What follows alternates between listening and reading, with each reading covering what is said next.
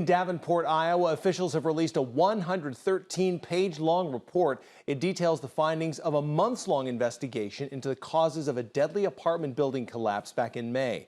Part of the blame centers on contractors who were working on the apartment. Specifically, some masonry was removed before the tragedy, and it compromised a load-bearing wall.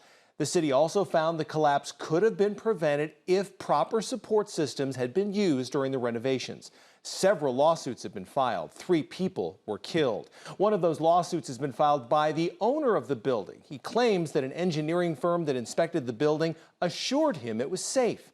The attorneys for Andrew Wold filed the petition against Select Structural Engineering as part of his answer to a wrongful death lawsuit filed by the estate of Brandon Colvin Sr. Colvin and 2 other men, Ryan Hitchcock and Daniel Preen, were found dead in the building. The 4-count cross-complaint alleges professional negligence, negligent misrepresentation, breach of contract, and contribution.